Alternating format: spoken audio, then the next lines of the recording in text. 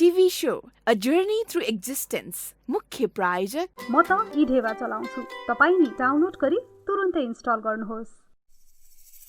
इढेवा super app तपाईका सबै आवश्यकताहरू पूरा गर्छ। यसले खातामा रकम जम्मा गरी समृद्ध बन्न र ऋण लिन, सेभिङ्स एन्ड क्रेडिट 2 मिनेटमा रेमिट्यान्स पुर्याउने, मोबाइल टेलिफोन लगायत धेरै पेमेन्ट अप्सनहरू, सुपर सर्भिसेस, भिडियो टेलिभिजन हेर्न, इन्फोटेनमेन्ट अनि इन्भेस्ट।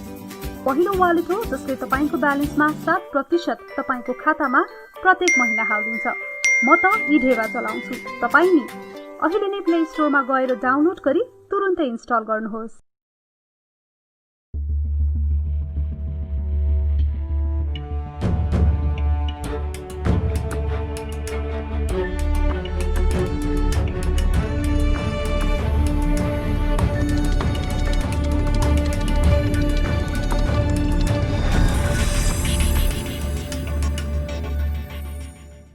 नमस्कार। TV show a journey through एक्जिस्टेन्सको आजको श्रृङ्खलामा यहाँहरूलाई हार्दिक स्वागत गर्न चाहन्छु। आजको श्रृङ्खलामा हामी हाम्रो नियमित प्रस्तुतिभन्दा केही फरक ढङ्गले कार्यक्रम प्रस्तुत गर्न खोजिरहेका छौँ।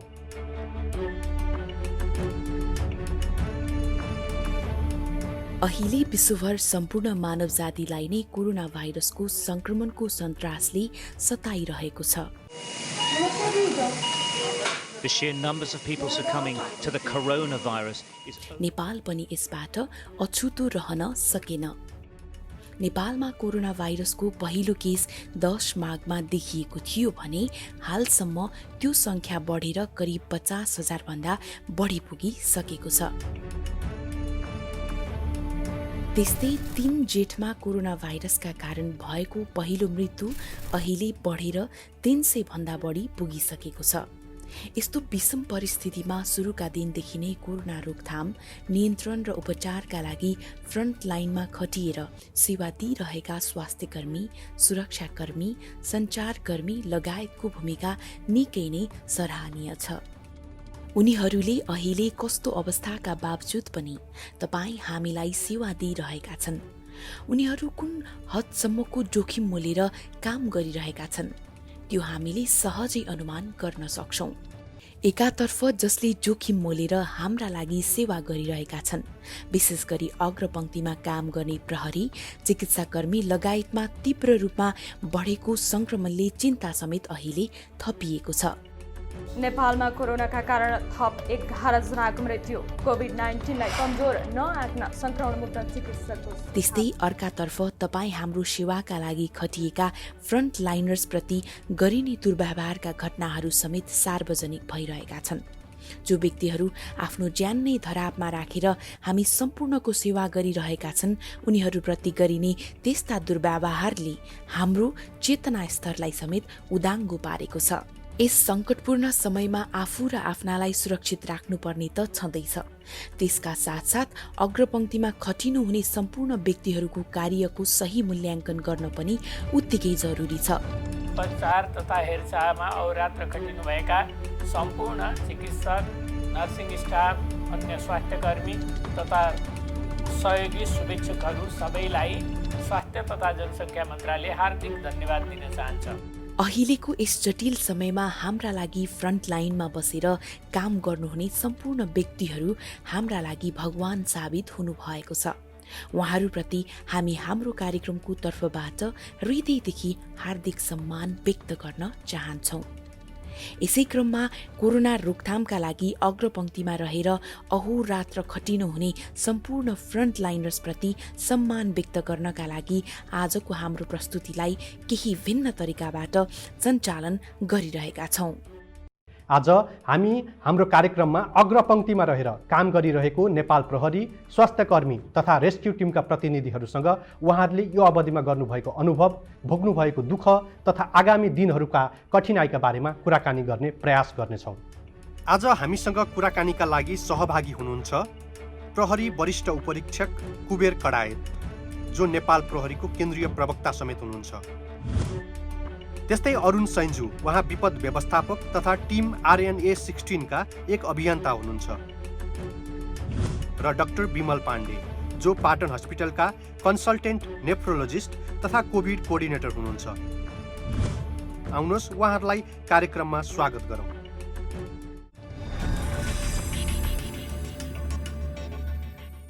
तपाईहरु तीनैजनालाई कार्यक्रममा स्वागत छ। धन्यवाद। हामीले फ्रन्ट लाइनमा खटिनुभएका स्वास्थ्यकर्मी, सुरक्षाकर्मी, सञ्चारकर्मी लगायतका व्यक्तिहरूलाई सोलिडारिटी जनाउनका लागि आज हामीले यो कार्यक्रम गरिरहेका छौँ। नेपाल प्रहरीले त्यस्तै स्वास्थ्यकर्मीले, सञ्चारकर्मीले यो बेलामा जुन एउटा जोखिम मोलेर कार्य गरिराख्नु भएको छ त्यसको उच्च सम्मान गर्दै तपाईहरुलाई कार्यक्रममा स्वागत गर्न चाहन्छु। धन्यवाद। अब मैले कुराकानीको सुरुवात प्रवक्ताज्यूबाट गर्न चाहे। नेपाल प्रहरी जो यो महामारीको बेलामा पनि, सङ्कटको बेलामा पनि जसरी खटिरहेको छ, हाम्रो सुरक्षाका लागि खटिरहेको छ, नेपाल प्रहरीले सुरुका दिनदेखि आजसम्म पुर्याएको त्यो अनुभव, तपाईँ त केन्द्रीय प्रवक्ता पनि हुनुहुन्छ, त्यसकारण सबै तपाईँले जानकार हुनुहुन्छ, त्यो अनुभव संक्षेपमा सेयर गरिदिनुहोस् त। अब यो अहिलेको यो भर्खर हामीले चाहिँ भोगिरहेको कोरोनाको महामारी छ, त्यसकै सन्दर्भमा हामीले बोलिरहँदा सुरुका दिन जतिखेर हामीले नेपालमा चाहिँ चैत 11 गतेबाट लकडाउन भयो त्योभन्दा अगाडि नै संसारका भए गरेका अहिलेका क्रियाकलापहरूलाई मध्यनजर राख्दै नेपाल प्रहरीले चैत 5 गते कोभिड केन्द्रीय हेल्प डेस्क भनेर स्थापना गर्यो र त्यहीकै सिलसिलामा चाहिँ हामीले सबै क्षेत्र प्रदेशहरूमा आफ्नो ठाउँमा चाहिँ हेल्प डेस्क चाहिँ गठन गर्ने र तयारी गर्ने, पूर्व तयारी। भोलि हामी एकदम ठुलो महामारीमा आउन सक्छौँ, त्यसका लागि हाम्रा प्रहरीहरूलाई चाहिँ कसरी परिचालन गर्ने र परिचालन गरिरहँदा भोलि कोभिडबाट चाहिँ सङ्क्रमित भयो भने त्यसको सब्स्टिट्युट कहाँबाट दिने भन्ने हिसाबले हामीले पूर्व तयारी गर्दै गयौँ। र त्यसपछि जब लकडाउन भयो नेपाल सरकार स्वास्थ्य मन्त्रालयले जुन किसिमको एउटा प्रोटोकल पब्लिस गरेको छ अथवा मेन्टेन गरेको छ त्यसलाई हुबहु हामीले चाहिँ तयारी लिँदै त्यसैको सिलसिलामा चाहिँ हामी अगाडि बढ्दै गयौँ। र त्यो बढिरहँदा पनि पछिल्लो पटक जब हामी चाहिँ लकडाउनमा थियौँ, हामीले लकडाउनलाई कसरी कार्यान्वयन गर्ने भन्ने पक्षमा चाहिँ एक किसिमको चाहिँ हामीले एसओपी तयार गऱ्यौँ नेपाल पुलिस हेडक्वार्टरले, र त्यो सबैतिर सर्कुलर गऱ्यौँ भने त्यसपछि फेरि लकडाउनलाई अलिकति खुकुलो हुँदै जाँदा अब के समस्या आउन सक्छ नि त। नेपाल प्रहरीको मूल उद्देश्य अथवा मूल मोटो भनेकै के हो भने पहिलो कुरो त हामीले संविधानले अथवा कानुनले निर्दिष्ट गरेको हाम्रो चाहिँ काम कर्तव्य के हो भन्दाखेरि अपराध अनुसन्धान र हाम्रो शान्ति सुरक्षा नै हो। र त्यो बाहेक यी चाहिँ यस्ता कुराहरू जस्तो अहिलेको महामारी अथवा अहिलेको चाहिँ प्रकोप र बेला बेलामा आइपर्ने अनि विभिन्न मेला चाडपर्वहरूको पनि हामीले त्यसको पनि जिम्मा लिने पर्ने, हामी पहिलो पङ्क्तिमा जाने सुरक्षा र निकायहरू धेरै छन्, अन्य सबैको छ आफ्नो ठाउँमा होला, तर काम गर्ने सिलसिलामा हरेक क्रियाकलाप, राज्यका हरेक क्रियाकलापमा पहिलो पङ्क्तिमा उभिने नेपाल प्रहरी भएको कारणले अब लकडाउनलाई खुक्लो गरिरहँदा चाहिँ हामीले के चुनौती आउन सक्छन् त, के समस्या हुन सक्छन्।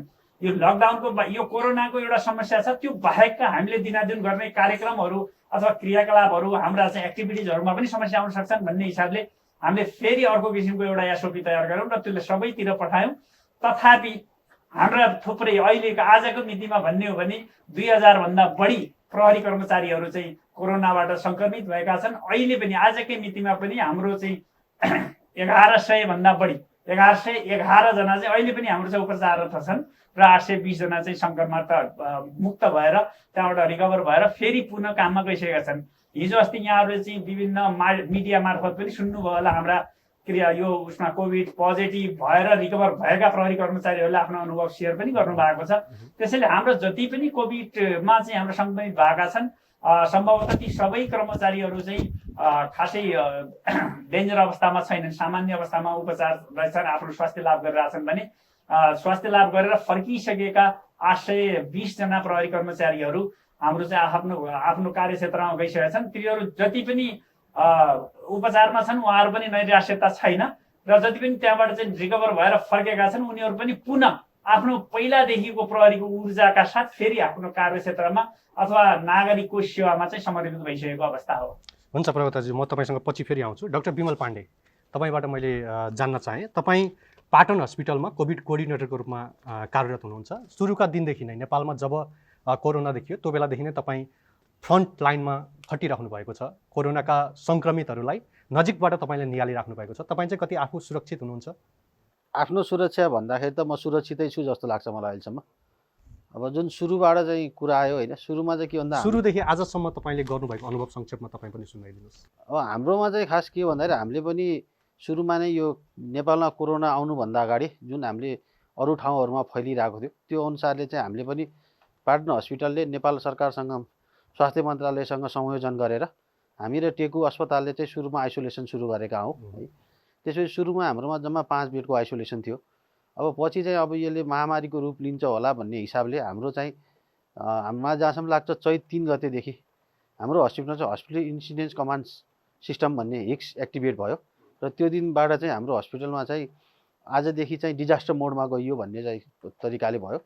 त्यसपछि हामीले सुरुका दिनमा चाहिँ तपाईँको हामीले सस्पेक्टेड कोभिडहरू मात्रै हेऱ्यौँ है।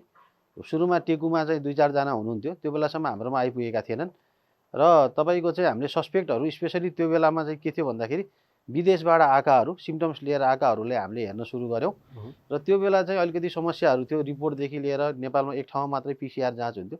हामीले चाहिँ बिरामीलाई आइसोलेसनमा राखेर त्यसपछि हामीले उहाँहरूको स्वाब सङ्कलन गरेर टेकु पठाएर टेकुबाट रिपोर्ट आएपछि हामीले गरिरहेको थियौँ।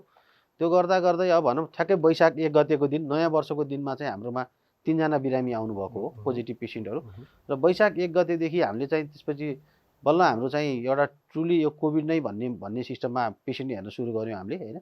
तर त्यो बिचमा चाहिँ हाम्रोमा के भन्दाखेरि हामीले अस्पतालबाट चाहिँ पहिला नै हाम्रो त्यो हस्पिटल इन्सिडेन्ट कमान्ड सिस्टम जुन एक्टिभेट भएको थियो त्यो अनुसारले चाहिँ उहाँहरूले अहिलेसम्मलाई हामीलाई सम्पूर्ण यो पिपीदेखि लिएर गुणस्तरीय सामानहरू उपलब्ध गराइराख्नु भएको छ। अहिलेसम्म पनि खासै हाम्रोमा त्यो सामानहरू पिपीईहरूमा चाहिँ कमी आएको छैन र त्यसपछि सुस्त बिस्तारै गर्दाखेरि अनि तपाईँको चाहिँ त्यसपछि केही सङ्ख्याहरू बढ्दै गए। तर लकडाउनले चाहिँ काठमाडौँमा धेरै नै राम्रो असर गरेको थियो। बिचमा एकचोटि काठमाडौँमा चाहिँ जब यो बिचमा लकडाउन नखोल्दासम्म त खासै धेरै सङ्क्रमितहरू पनि देखेका थिएनन्। त्यो बेलासम्म चाहिँ हाम्रोमा मेनली आउने बिरामी भनेको काठमाडौँका फाटाफुट्टा बिरामी टेकुमा र हाम्रो एपिएफ अस्पताल हामीले 3टाले कोअर्डिनेट गरेर यो 3टा मात्रै नेपालमा चाहिँ कोभिड त्यतिखेर काठमाडौँमा कोभिड राख्ने अस्पताल थियो। यो 3 जनाको बिचमा हामीले समन्वयन गरेर बिरामीहरू राख्न सुरु गरेका थियौँ र हामीले चाहिँ सुरुमा आइसियु खोलेर कुनै सिरियस पेसेन्टहरू त्यस्तो छ भने हामीले त्यो बेलामा त फाटाफुट्टा पेसेन्टहरू हुन्थे आइसियुमा राख्ने पनि त्यो अनुसारले चाहिँ हामीले गरिरहेका थियौँ होइन। तर अहिले अब यो बिचमा अब जुन सङ्क्रमण बढ्दै गएपछि अब तपाईँको बिरामी पनि धेरै हुन लाग्यो। अब त इभन तपाईँको चाहिँ सिम्टोमेटिक बिरामीलाई पनि हामीले एसिम्टोमेटिक जसका सिम्टम छैन अहिलेको दिनमा हामीले पार्टनर्समा त्यो पनि बन्द गरिसकेका छौँ होइन। हामीले सिर्फ तपाईँको आइसियु चाहिने पेसेन्ट या चाहिँ तपाईँको सिम्टम्स भएको पेसेन्टलाई मात्रै राखेर उपचार गरिरहेछौँ किनकि अब त्यो चाहिँ एउटा अस्पताल हो, उपचार गर्ने केन्द्र हो। जस्तै अरू आइसोलेसन सेन्टरहरूतिर चाहिँ तपाईँको चाहिँ साधारण बिरामीहरूलाई राख्न सकिन्छ भने हामीले चाहिँ गरेका हौँ र मलाई जहाँसम्म लाग्छ हामीले नेपालमा चाहिँ होइन अहिलेसम्मको अवस्थामा हेर्दाखेरि हामीले कोभिडको अपरेसनहरू पनि गरेका छौँ होइन। हामीले सुरुमा यो कोभिड पेसेन्टको पोजिटिभ हुँदै पनि हामीले चाहिँ त्यो अर्थोपेडिक सर्जरी गरेका हौँ। एउटाको भएको इन्डियाबाट आउनुभएको नेपालीको चाहिँ हड्डीको अपरेसन हामीले गरेका हौँ। प्रसुति पनि हामीले सुरु गरेका हौँ पोजिटिभ पेसेन्टहरूमा र आजको दिनमा हेर्दाखेरिहरू अब एकदमै अब चाहिँ कस्तो भइसक्यो भन्दाखेरि अब चाहिँ कोभिड नहेरेर अर्को उपाय छैन होइन। किनकि अब कसैलाई पनि यो कोभिड हो होइन भन्ने छुटाउन नसक्ने अवस्था। डाक्टर साहबबाट अझ मैले जान्न चाहेको तपाईँ त सुरुको दिनदेखि सङ्क्रमितको उपचारमा आफै खटिराख्नु भएको छ। हजुर आजको दिनसम्म आएर हेर्दाखेरि तपाईँले गरेको अनुभवबाट यो कोरोना भाइरस चाहिँ के रहेछ? अब कोरोना भाइरस के रहेछ भन्दाखेरि कोरोना त एउटा भाइरसै हजुर होइन। यो अहिले यो नेपाल मात्रै होइन कि यो विश्वव्यापी नै सङ्क्रमण गरिरहेछ यसले होइन। कुनै ठाउँ छोडेको छैन, कुनै वर्ग छोडेको छैन, कुनै लिङ्गलाई छोडेको छैन यसले होइन। अब यही हजुर यो चाहिँ मेन कुरा यसमा के देखिएको छ भन्दाखेरि कोरोना भाइरस भन्दैमा लाग्दैमा आत्तिहालेर मर्निहाल्ने भन्ने अवस्था चाहिँ छैन। यो अब यसरी सङ्क्रमण भइरहेछ कि यसले चाहिँ एक न एक दिन सबैलाई लाग्न सक्ने अवस्था आउन सक्छ होइन। किनकि अहिलेको अवस्थामा पनि तपाईँले हेर्नुहुन्छ भने हाम्रो जति पनि पिसिआर र पोजिटिभ छन् अराउन्ड 10%को 7 to 10% रेटमा पोजिटिभिटी देखिरहेको छ होइन। तर के भन्दाखेरि यसमा मेन कुरा चाहिँ तपाईँ के छ भन्दाखेरि यो यङमा एसिम्टोमेटिकहरूमा हुँदाखेरि चाहिँ त्यही असर नपर्ला होइन। तर यसले चाहिँ मेन कुरा भने जो चाहिँ हाम्रो चाहिँ समाजमा छन् होइन। सुरुमा हाम्रोमा मोर्टालिटी थिएन, खासै मरेको सुनिँदैन थियो। आजभोलि तपाईँहरूले ख्याल गर्नुभयो होला लामो समय भइसक्यो दिनमा 8 जना 10 जना भन्दा बढीको मृत्यु भइरहेछ। यो किन भन्दाखेरि यो बाहिरबाट आयो, एउटा यङ पपुलेसनमा आयो। पहिला यङ पपुलेसनमा आएर त्यो सीमित भएको थियो। अहिले यो चाहिँ कम्युनिटीमा जान लाग्यो, अब बुढाखाडामा जान लाग्यो र तपाईँको हाम्रो दीर्घ रोगीहरूमा जान लाग्यो है। त्यसले गर्दाखेरि यसको मेन मोर्टालिटी र यसले गाह्रो पार्ने भनेको तपाईँको उमेर पुगेका र दीर्घ रोगीहरूलाई चाहिँ गाह्रो पारिरहेको छ। र जतिसम्म पनि अहिले हामीले चाहिँ मृत्यु भएको सुन्छौँ, यो भएको सुन्छौँ होइन। त्यसमा तपाईँको चाहिँ एक्ज्याक्ट डाटा त थाहा नि, तर 60 to 70% त तपाईँको त्यही पेसेन्टहरू छन्। हुन्छ डाक्टर साहब, म तपाईँसँग फेरि आउँछु। अरुणजी, तपाईँ 2072 सालदेखि 72 को भूकम्पदेखि विपद व्यवस्थापनमा तपाईँको समूहले काम गरिराख्नु भएको छ। यो बारेमा हामी पछि कुनै दिन चर्चा गरौँला। आज चाहिँ तपाईँलाई नजिकबाट चिनाउँदाखेरि यो कोरोना भाइरस नेपालमा फैलिएपछि भएको पहिलो मृत्युको सब तपाईँहरूले व्यवस्थापन गर्न विशेष भूमिका निर्वाह गर्नुभयो। RN16 तपाईँहरूको समूह, त्यसले काभ्रे धुलीखेल हस्पिटलमा मृत्यु भएको सब आरेघाटसम्म ल्याउनको लागि तपाईँहरूले विशेष भूमिका निर्वाह गर्नुभयो। त्यो क्षणलाई सम्झिनुहोस्, तपाईँहरू त्यहाँ पुग्दा कस्तो माहौल थियो, यहाँसम्म ल्याउँदाखेरिको अनुभव संक्षेपमा सुनाइदिनुहोस् त। थ्याङ्क यू हजुर।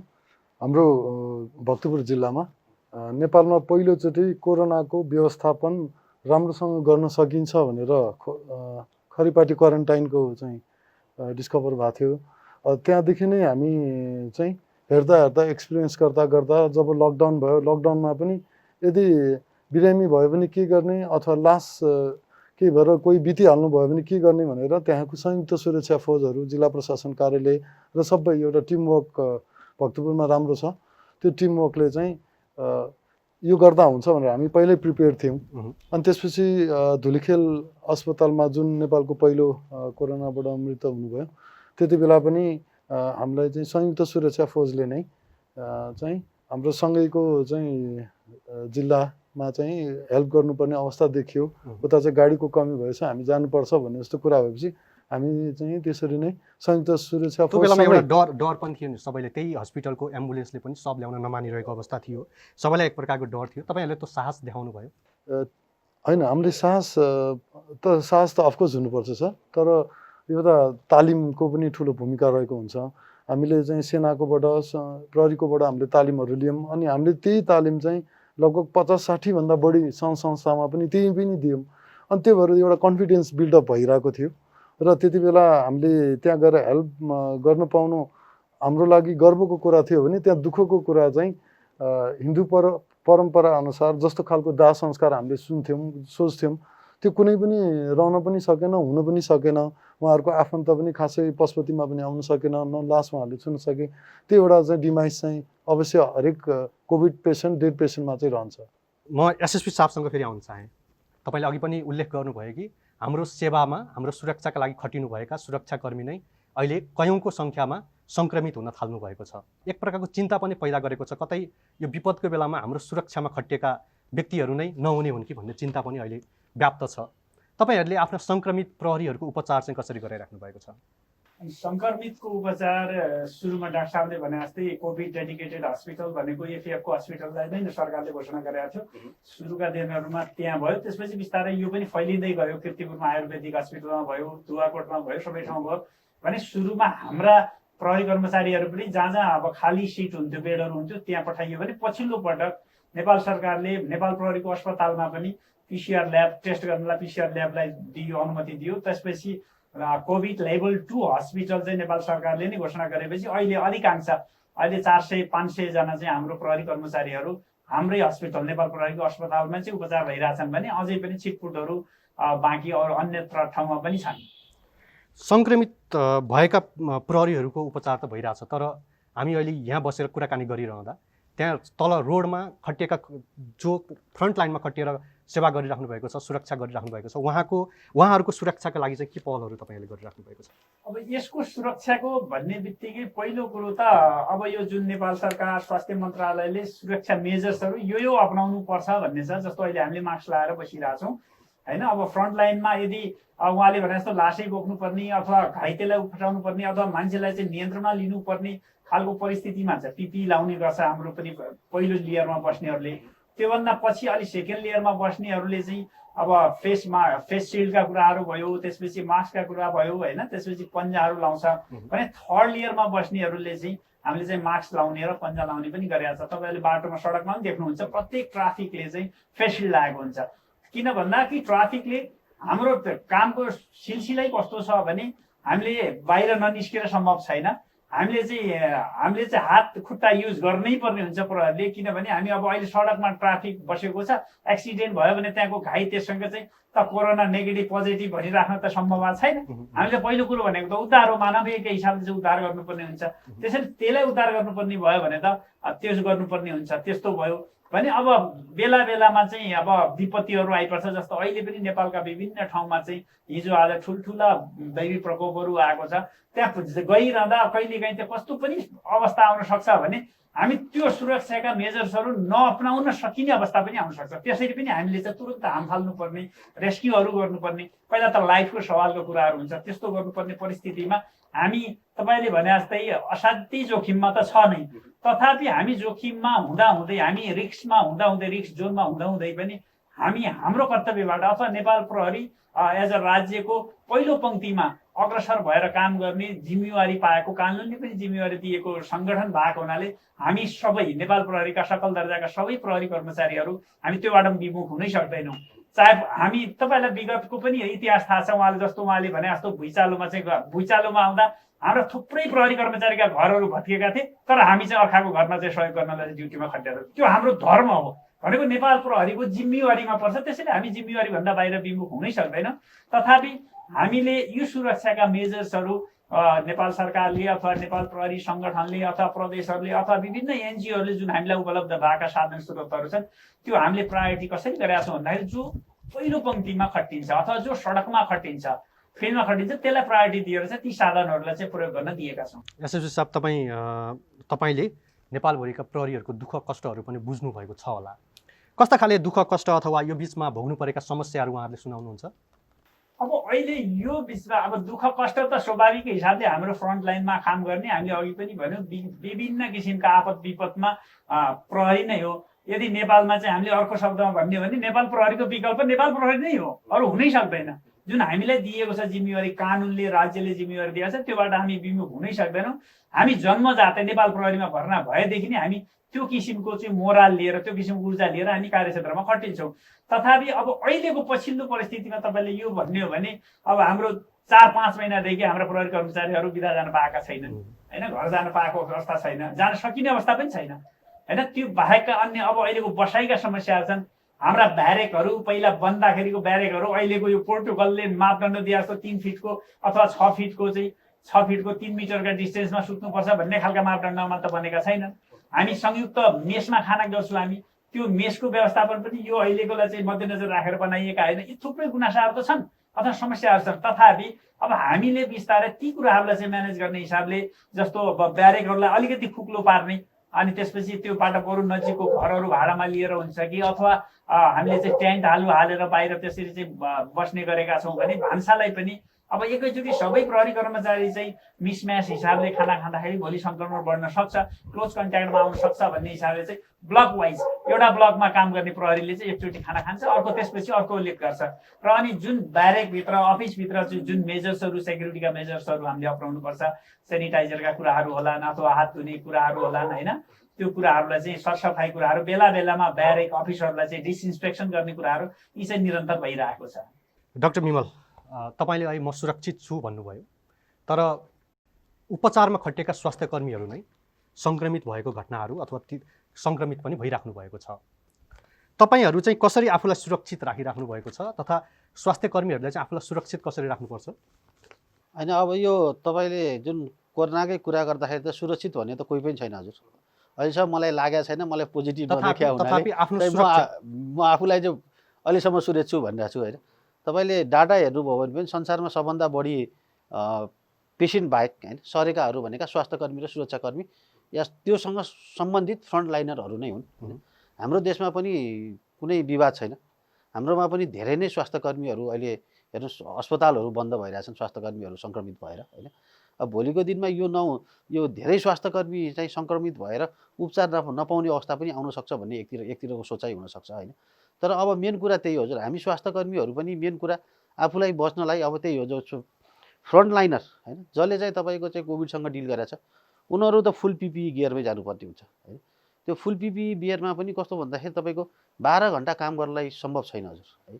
12 घन्टामा साँच्चै भन्ने हो भने त्यो जुन भाइजर लाइन्छ, मास्क लाइन्छ, होइन, जसवटा कुरा गरिन्छ, तर त्यो 12 घन्टासम्म एउटा मास्कलाई नहल्लाएर केही गरेर बस्नलाई मानिसले सक्दैन होइन। त्यो झन् लामो समय जति बस्छ त्यति उसको चाहिँ त्यो पिपी डिसफङ्सन हुने या चाहिँ युज भएर बिग्रिन सक्छ। त्यसैले चाहिँ अब सकेसम्म चाहिँ तपाईँको चाहिँ फ्रन्ट लाइनरहरू जसले कोभिडमा हेर्छन् उनीहरूले चाहिँ तपाईँको फुल गियर पिपी N95 लगाएरै छिर्नुपर्ने हुन्छ अनि त्यो आफ्नो त्यो सबैबाट नै त्यो गर्नुपर्ने हुन्छ।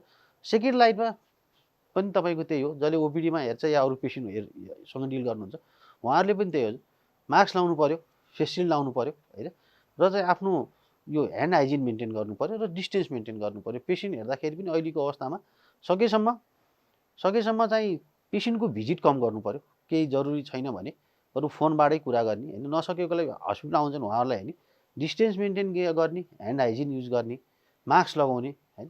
अहिलेको लागि त सुरक्षाको सामग्री भनेको आफूलाई डिसइन्फेक्ट हुन नदिने भने त्यो। अर्को कुरो भनेको मास्क हजुर है।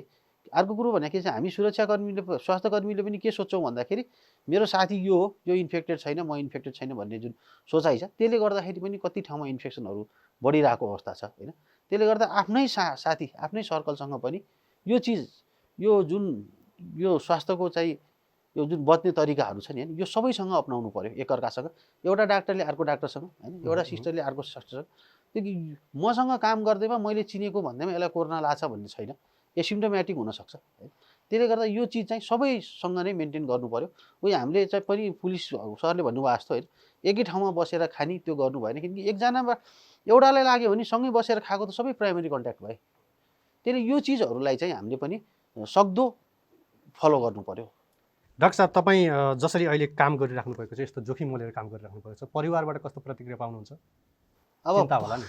होइन छैन हजुर, मेरो वाइफ पनि डक्टर नै हो है। अब मेन कुरा चाहिँ अब मेरो आमा हुनुहुन्छ, मेरो घर चाहिँ दाङ हो है। अब स्वाभाविकै हो, आमालाई त अलिकति चिन्ता हुन्छ, सधैँ देख्नुहुन्छ, आजभोलि झन् बढ्या छ, अब के छ कस्तो हो भन्ने दिनदिनै फोन आउँछ। मेरो छोरा छ हजुर एउटा 3 वर्षको छोरालाई चाहिँ छोरा चाहिँ मेरो भन्नाले उसको मामा घरमा बसिरहेको, चैत महिनाबाटै ऊ मामा घरमा अहिलेसम्म आएको छैन। र त्यही हो, कहिलेकाहीँ चाहिँ PCR नेगेटिभ आयो भने गएर भेटिन्छ, नभए चाहिँ तपाईँको यो के अरे अहिलेको फेसबुकबाटै भेट हुने हो।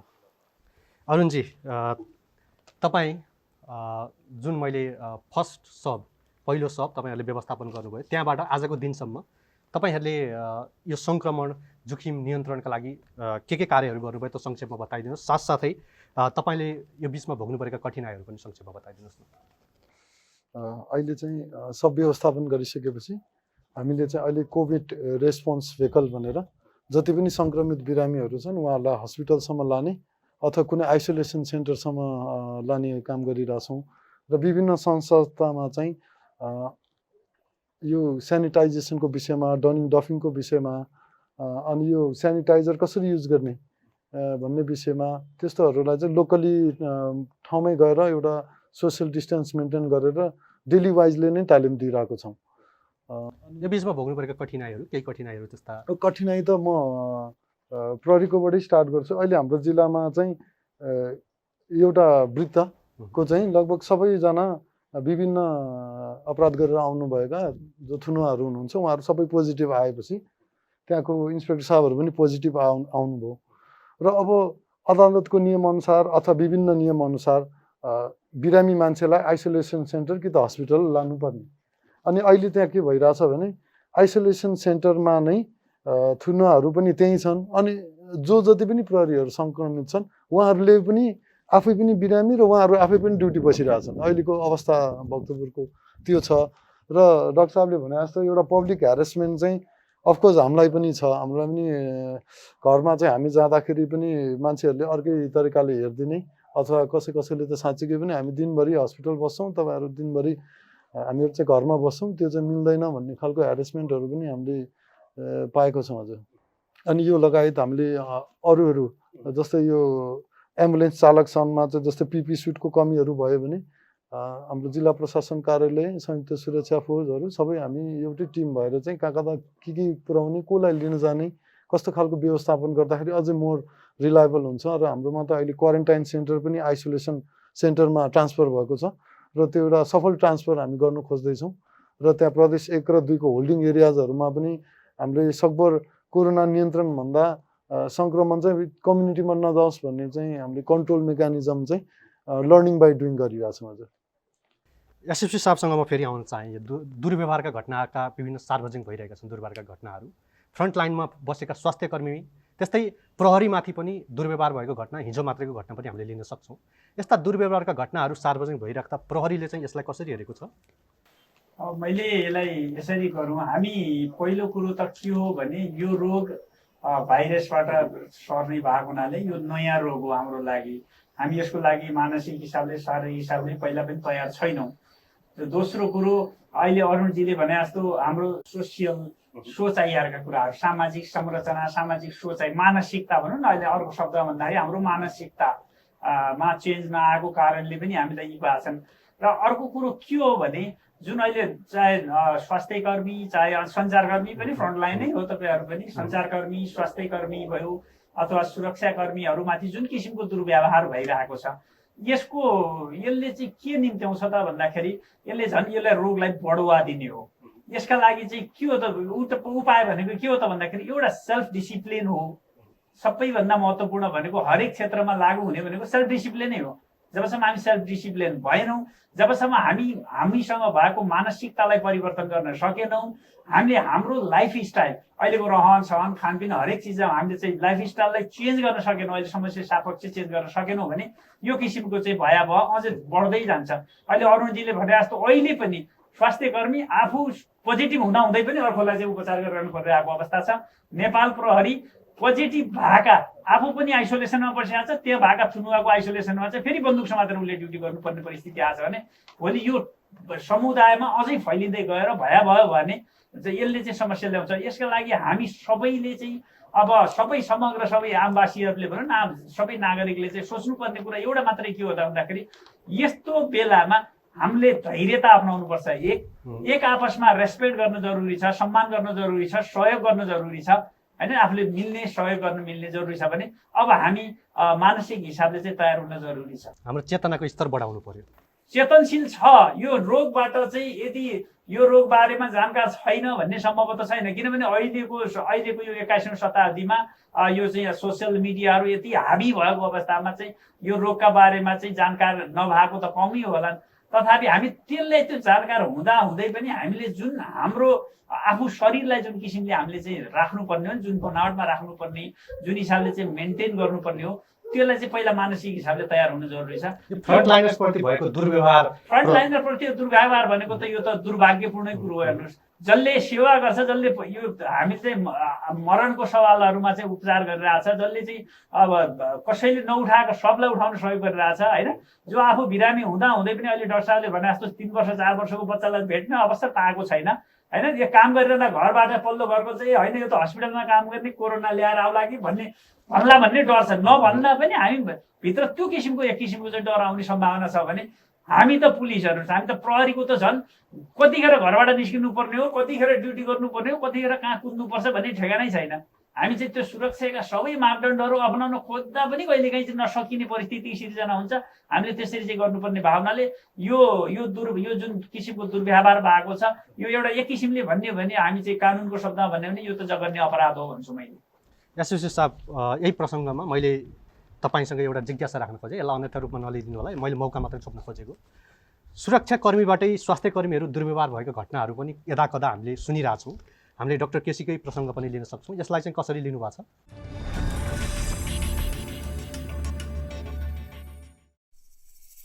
ईढेवा सुपर एप तपाईका सबै आवश्यकताहरू पूरा गर्छ। यसले खातामा रकम जम्मा गरी समृद्ध बन्न र ऋण लिन, सेभिङ्स एन्ड क्रेडिट, 2 मिनेटमा रेमिट्यान्स पुर्याउने, मोबाइल टेलिफोन लगायत धेरै पेमेन्ट अप्सनहरू, सुपर सर्भिसेस, भिडियो टेलिभिजन हेर्न इन्फोटेनमेन्ट, अनि इन्भेस्ट, पहिलो वालेट हो जसले तपाईको ब्यालेन्समा 7% तपाईको खातामा प्रत्येक महिना हालिदिन्छ। म त ईढेवा चलाउँछु, तपाई नि अहिले नै प्ले स्टोरमा गएर डाउनलोड गरी तुरुन्तै इन्स्टल गर्नुहोस्। TV show a journey through existence द्वारा जनहितमा जारी सन्देश। नमस्ते, म doctor Bimal Pandey, clinical coordinator कोभिड-19 पाटन स्वास्थ्य विज्ञान प्रतिष्ठान पाटन हस्पिटल।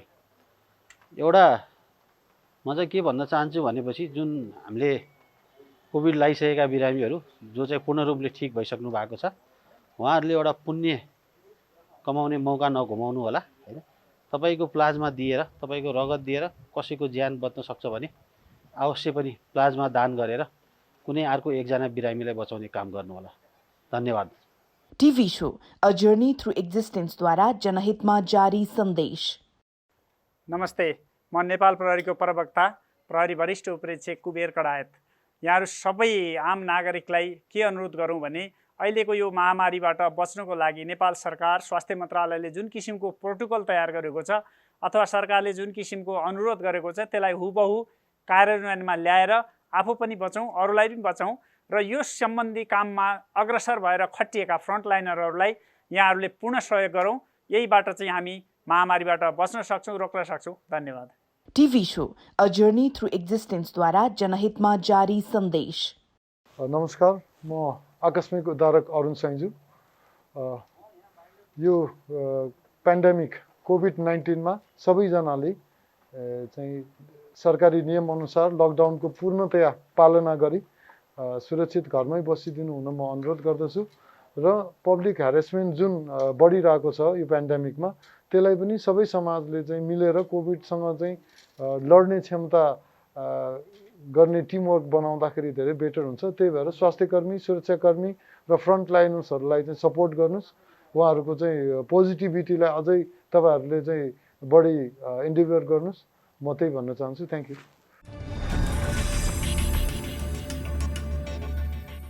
सुरक्षाकर्मीबाटै स्वास्थ्यकर्मीहरू दुर्व्यवहार भएको घटनाहरू पनि यदाकदा हामीले सुनिरहेछौँ।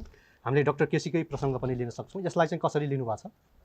होइन, यो कतिपय म डाक्टर केसीको बारेमा त ठ्याक्कै भन्न सकिँदैन। कतिपय कहिलेकाहीँ अवस्था कस्तो हुन्छ भने डाक्टर साहबले अहिले भने जस्तो मैले चाहेर पनि मेरो छोराछोरीलाई भेट्न पाएको छैन भने जस्तो कहिलेकाहीँ हामीले चाहेर पनि स्वास्थ्यकर्मी हो भनेर थाहा पाउँदै पनि सञ्चारकर्मीको थाहा पाउँदै पनि कुनै किसिमका त्यस्ता किसिमको परिस्थिति कारणले चाहिँ हामीले रोक्नुपर्ने परिस्थिति सिर्जना हुनसक्छ होइन। त्यो बेलामा चाहिँ अलिकति सामान्य त्यो किसिमको चाहिँ भएको भए बेग्लै हो, नत्र अन्यथा अहिलेको परिस्थिति अथवा काम गरिरहँदाको परिस्थितिमा त्यो किसिमका घटना घट्नु हुँदैन। यदि घटिहाल्यो भने त दुर्भाग्य हो। यदि प्रहरीको तर्फबाट त्यो किसिमका भाषण भने त्यसलाई सच्याइनुपर्छ। प्रहरी त कानुनी दायरामा आउँछ। हामीले कारबाही गरेका थुप्रै घटनाहरू छन्। फ्रन्टलाइनमा खटिनुभएका स्वास्थ्यकर्मी, सुरक्षाकर्मी, सञ्चारकर्मी बिच चाहिँ एकअर्कामा कोर्डिनेसन अथवा कस्तो खाले कोर्डिनेसनको आवश्यकता छ जस्तो तपाईँलाई लाग्छ? होइन, कोर्डिनेसन त अहिले अब काठमाडौँकै हकमा भन्ने हो भने मलाई लाग्छ राम्रो कोर्डिनेसन छ। किनभने हाम्रो नेपाल प्रहरीकै पनि हस्पिटल छ होइन। हस्पिटलमा डाक्टर साहबहरू हुनुहुन्छ। त्यहाँ पनि अब तपाईँले थाहा पाउनु भएको होला, हाम्रो अब डिआइजी भनेको माथिल्लो लेभलको गरिन्छ। डिआइजी डाक्टर 2 जना डिआइजी पनि पोजिटिभ हुनुभयो। त्योभन्दा माथि 1 जना मात्रै हुन्छ एआइजी। अब उहाँहरूको चाहिँ सबै हस्पिटलहरू सबै डाक्टर साहबहरूसँग राम्रो कोर्डिनेसन छ। जिल्लामा पनि डिडिएमसी भन्ने हुन्छ, त्यसको मार्फत सबै सङ्घका सबै तप निकाय भनौँ न सबैसँग चाहिँ हाम्रो चाहिँ त्यो मात्रै होइन, त्यो बाहेकका बाहिरी अरू एनजिओहरू हुनसक्छ, आइएनजिओहरू हुन्छ, त्योसँग कन्सर्न व्यक्तिहरू पनि हुनसक्छ, इन्डिभिजुअल व्यक्तिसँग पनि हाम्रो कोर्डिनेसन राम्रो छ। यो अझै राम्रो हुन जरुरी छ ठान्छु। डाक्टर साहब, दुर्व्यवहारका घटनाहरू, स्वास्थ्यकर्मीमाथि भएका दुर्व्यवहारका घटनाहरूले तपाईँहरूलाई काम गर्नको लागि अथवा यो जोखिम मोलेर तपाईँहरूले काम गरिरहँदाखेरि तपाईँहरूको मनोबल उच्च राख्न अथवा त्यसले कम गराउने त्यस्तो प्रभावहरू केही पार्छ? होइन हजुर, अब यो जुन दुर्व्यवहारको कुरा आउँछ त्यसले त जसलाई पनि मनोबल त कम गराइहाल्छ। तर मनोबल कम भयो भन्दैमा अहिलेसम्म कुनै पनि स्वास्थ्यकर्मीले चाहिँ ठाउँ छोडेर म उपचार गर्दिनँ भनेर अहिलेसम्म कोही पनि निक्लिएका छैनन् होइन। यही नै ठुलो कुरा सम्झौँ। तपाईँले आज के भन्न चाहनुहुन्छ? दुर्व्यवहार गर्नु होइन, कसैलाई दुर्व्यवहार गर्नु, यो गर्नु भनेको त उसको नितान्त गर्ने मान्छेहरूको चाहिँ कतिको शिक्षित छ होइन, कति उसको सोचाइ के छ त्यसमा भर पर्छ। हजुर, फ्रन्टलाइनर्सप्रति भएको दुर्व्यवहारले हाम्रो चेतना स्तरलाई उदाङ्गो पारेको छ। त्यस्ता व्यक्तिहरूलाई तपाईँ यो प्लेटफर्मबाट के भन्न चाहनुहुन्छ? होइन, त्यस्तो व्यक्तिहरूलाई त मेन कुरो त्यो व्यक्तिहरूले अहिलेको अवस्थामा सोच्नु पर्यो कि होइन। जुन अहिलेको अवस्थामा भइरहेछ नि, मान्छेले चाहिँ यो कोभिड केही पनि होइन, एक तरिकाको मान्छे छन् हो। यो ओपन संसार डेमोक्रेटिक भएको देशमा होइन, सबै मान्छेको सोचाइ एउटै हुँदैन, सबैको भिन्दै भएर नै यो भएको हो। कोही एक प्रकारका मान्छे छन् जसले चाहिँ कोभिड केही पनि होइन, यो हावा हो, यो यस्तो हो भन्ने हुन्छन् होइन। तर त्यो चाहिँ के हुन्छ भन्दाखेरि मैले जाने चाहिँ मैले धेरै मान्छे देखेको छु, 2-4 जना, धेरै त होइन 4-5 जना भनौँ होइन, जसले हिजोको दिनमा कोभिड केही पनि होइन भने तर आज आफू र आफ्नो परिवारमा लाएपछि उनीहरू 360 डिग्री चेन्ज भएर आएका पनि छन् होइन। त्यसले गर्दाखेरि अहिले मेन कुरा के भन्दाखेरि कोभिड भनेको साँच्चै हजुर है, यसले अब विश्व अर्थतन्त्रमा कसैको खेल होला के होला त्योसँग हामी जस्तो यो सानो देशमा जहाँ चाहिँ जहाँ चाहिँ हाम्रो देशमा स्वास्थ्य कर्मीको सङ्ख्या गन्ने हो भने एकदमै न्यून छ है, हाम्रो देशको हिसाब गर्ने हो भने। त्यो अवस्थामा जुन तरिकाले अहिले हाम्रो फ्रन्टलाइनरहरूले काम गरिरहेछन्, म स्वास्थ्य कर्मी मात्रै भन्दिनँ, स्वास्थ्य कर्मीले स्वास्थ्य हेरिरहेछन्, सुरक्षाकर्मीले त्यसलाई सुरक्षा दिइरहेका छन् होइन, त्यो सबै मिलेर जुन भइरहेको छ होइन। यसमा चाहिँ के भन्दाखेरि भोलि आफूलाई लाग्यो भने के अवस्था हुन्छ भन्ने कुरा मानिसले बुझ्नुपर्ने हुन्छ होइन। र त्यो लागेपछि बचाउने स्वास्थ्यकर्मी नै हुन हजुर। सबैलाई त सिम्टम्स नदेखेला, तर जो सिम्टम्स देखेका छन्, जसलाई गाह्रो भइरहेको छ होइन, त्यो मान्छेहरूको अवस्था हेर्दाखेरि चाहिँ यो कोरोनाले चाहिँ यो एउटा डेन्जर खालकै बिरामी हो है। र भोलि मलाई या मेरो परिवारलाई केही भयो भने अन्तिममा चाहिने त यिनै हुन् भन्ने सोच्ने, त्यो एउटा चाहिँ त्यो सोचको विकास गर्नु पर्यो।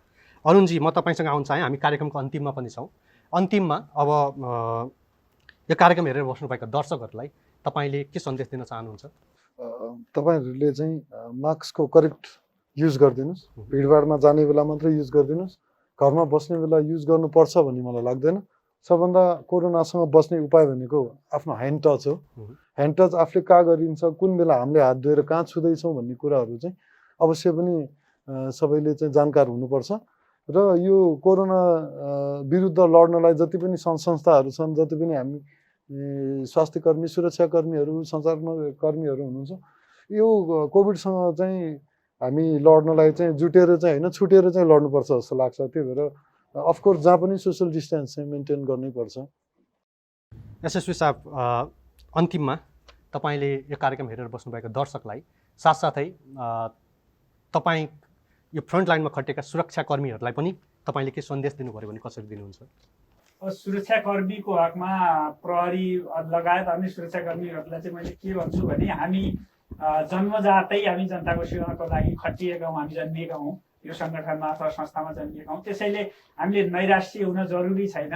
यस्ता किसिमका थुप्रै आपत्तिहरू विपत्ति आइपर्छन्। हाम्रो आवश्यकता भनेको विपत्तिमा हो, हाम्रो आवश्यकता भनेको अरूको सहयोगमा हो, हाम्रो आवश्यकता भनेको राज्यले खोजेका बेला हो। त्यसैले हामीले नैराश्य नभएर उच्च मनोबलका साथ लाग्न अनुरोध गर्छौँ। यदि पोजिटिभ भइहाल्यो अथवा कोरोना लागिहाल्यो भने पनि त्यसको उचित व्यवस्थापन हुन्छ, उचित उपचार हुन्छ। त्यसले चाहिँ त्यसबाट पनि अझ नैराश्य हुनुपर्ने अथवा आत्तिहाल्नुपर्ने जरुरी देख्दैन। अहिले जुन किसिमका हामीले चाहिँ भोगिरहेको छौँ, त्यो एउटा भने आम नागरिकलाई चाहिँ अहिले अरुणजीले भने जस्तो यो लडाइँ एक आपसमा टाँसिएर होइन, छुट्टिएर लडाइँ हो। तर यो लडाइँ चाहिँ कुनै व्यक्ति विशेष, कुनै सङ्घ संस्था अथवा प्रहरीको अथवा स्वास्थ्य कर्मीको होइन, यो सबैको लडाइँ हो। हामी सबैले नेपाल सरकारले अवलम्बन गरेका अथवा दिइएका अथवा स्वास्थ्य मन्त्रालयबाट दिएका जुन किसिमका चाहिँ मेजर्सहरू अपनाउनु पर्ने भनेको छ, स्वास्थ्यका मेजर्सहरू होलान्, अरू खानपानकाहरू व्यवस्थापनहरू चाहिँ, त्यसलाई हामीले हुबहु फलो गरिदियौँ भने हामी पनि बच्छौँ। हाम्रो अहिले भनेकै के हो त भन्दाखेरि यो एउटा ठुलो दुश्मन हो। यो दुश्मनलाई परास्त गर्नलाई चाहिँ तपाईँ पनि सजग हुनुहोस्, हामी पनि सजग हौँ। त्यो भयो भने तपाईँ पनि बच्नुहुन्छ, हामी पनि बच्छौँ, हामीले अरूलाई पनि बचाउन सकिन्छ। यही अनुरोध गर्न चाहन्छु। अब अरू त उहाँहरूले भनिहाल्नु हो होइन, म चाहिँ के भन्न चाहन्छु भन्दाखेरि सबभन्दा ठुलो कुरो भनेको कसैको ज्यान बचाउनु हो है। जतिजना पनि अहिलेसम्म कोरोना पोजिटिभ भएर नेगेटिभ हुनुभएको छ है, हाम्रो देशमा खासै यो कोरोनाको बारेमा धेरै औषधिहरू अहिलेसम्म निक्लिएको छैन। एउटा मेन चिज भनेको चाहिँ प्लाज्मा भन्ने कुरा आइरहेको छ है। त्यो प्लाज्मा पनि कस्तो भन्दाखेरि जोगतैबाट निकालेर हुँदैन। पोजिटिभ भएको पेसेन्टले आफू नेगेटिभ भइसकेपछि दिएर कसैको ज्यान बचाउन सकिन्छ भने त्यो जतिको सायद ठुलो चिज केही पुण्य केही पनि हुँदैन होला है।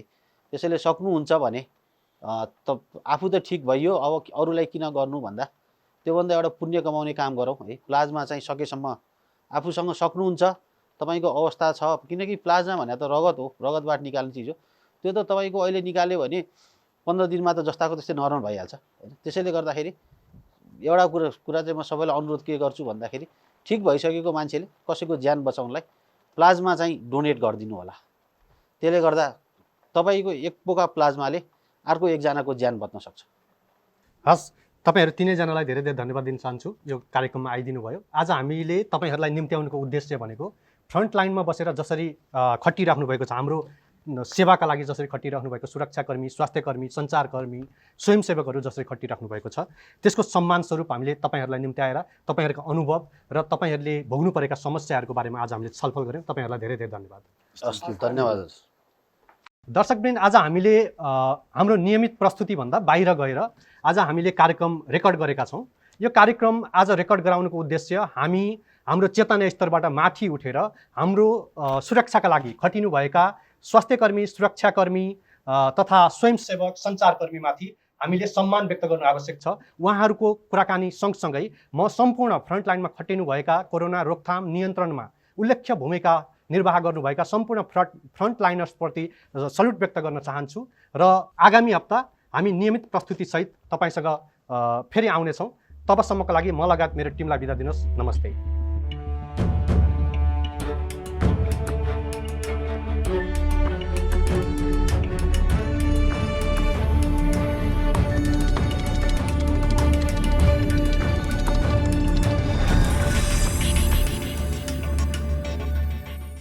सूचना रमाइलोसँगै कमाई पनि।